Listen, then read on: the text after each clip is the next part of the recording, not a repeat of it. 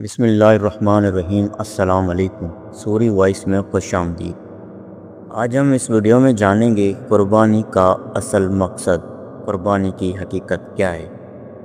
قربانی کا تصور انسانی تاریخ میں ایک مقدس عمل کے طور پر موجود رہا ہے، مگر اسلام میں اس کا مفہوم کہیں زیادہ گہرا، وسیع اور روحانی ہے۔ قربانی بظاہر ایک جانور کی ذبح کرنے کا نام ہے، لیکن اس کے پیچھے جو پیغام پوشیدہ ہے وہ انسان کے روحانی سفر، اس کے تسلیم و رضا اور اللہ تعالیٰ سے سچی وفاداری کی علامت ہے۔ اسلامی تعلیمات کے مطابق قربانی محض ایک رسم نہیں بلکہ ایک عبادت ہے، جو حضرت ابراہیم علیہ السلام اور حضرت اسماعیل علیہ السلام کے عظیم آزمائش کی یادگار ہے۔ اس کی ابتدا اس وقت ہوتی ہے جب انسان اپنے دل کی سب سے قریب تر چیز اللہ کی رضا کے لیے چھوڑنے پر آمادہ ہو جاتا ہے۔ وہ چیز خواہ مال ہو، رشتہ ہو، خواہش ہو یا نفس کی کوئی طلب۔ قربانی کا اصل جوہر یہ ہے کہ بندہ اپنے رب کے حکم پر سب کچھ نچھاور کر دے، بغیر کسی سوال، شکایت یا تاخیر کے۔ حضرت ابراہیم علیہ السلام کا واقعہ اس مفہوم کو سمجھنے کے لیے ایک مثال ہے۔ اللہ تعالیٰ نے ان سے فرمایا کہ اپنے بیٹے اسماعیل علیہ السلام کو اللہ کی راہ میں قربان کریں۔ یہ حکم کوئی معمولی بات نہ تھی۔ ایک باپ کے لیے سب سے عزیز چیز اس کا بیٹا ہوتا ہے، خاص کر جب وہ بڑھاپے میں ملا ہو، اور اللہ کے ایک نبی کے لیے بھی ایسی آزمائش بے حد عظیم ہوتی ہے۔ مگر حضرت ابراہیم علیہ السلام نے بغیر کسی تردد کے اس حکم کو تسلیم کر لیا، کیونکہ وہ جانتے تھے کہ اللہ کا ہر حکم خیر اور حکمت پر مبنی ہوتا ہے۔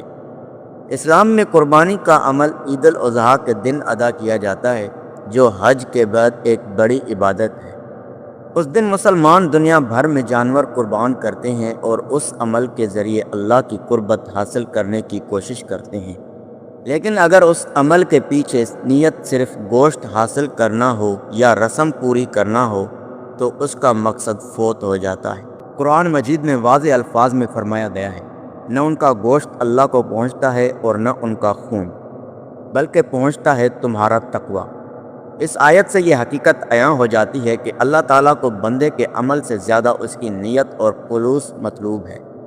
قربانی کے عمل میں جو سب سے اہم چیز ہے وہ انسان کا دل ہے، جو اللہ کے رضا کے لیے دھڑکتا ہو۔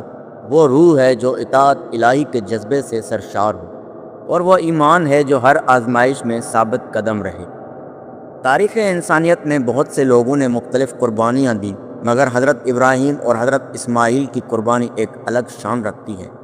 یہ صرف باپ بیٹے کی قربانی نہیں تھی، بلکہ یہ نسل انسانیت کو یہ سبق دینے والی قربانی تھی کہ جب رب کا حکم آئے تو محبتیں، تعلقات، جذبات سب اللہ کی رضا پر قربان کر دینی چاہیے۔ حضرت ابراہیم علیہ السلام کا خواب جس میں وہ اپنے بیٹے کو ذبح کرتے دیکھتے ہیں، محض ایک خواب نہیں تھا بلکہ وحی الہی کا اشارہ تھا۔ 3 راتیں وہی خواب دیکھنا اس بات کا ثبوت تھا کہ یہ اللہ کی طرف سے ایک عظیم آزمائش ہے۔ حضرت ابراہیم علیہ السلام نے اسے سمجھ لیا اور بغیر کسی تاخیر کے اپنے بیٹے سے اس خواب کا ذکر کیا۔ اس پر حضرت اسماعیل علیہ السلام کا جواب تھا، وہ دنیا کی تاریخ میں سنہری الفاظ میں محفوظ ہے، ابا جان جو حکم آپ کو دیا گیا ہے اسے پورا کیجئے، انشاءاللہ آپ مجھے صبر میں پائیں گے۔ یہ جواب صرف اطاعت کا اعلان نہ تھا بلکہ اسماعیل علیہ السلام کے ایمان، یقین، صبر اور تربیت کی دلیل تھا۔ ایک نوجوان بیٹا جو باپ کے ہاتھوں قربان ہونے جا رہا ہے، وہ کسی خوف یا گھبراہٹ کے بغیر یہ اعلان کر رہا ہے کہ وہ اللہ کے حکم پر سر جھکانے کے لیے تیار ہے۔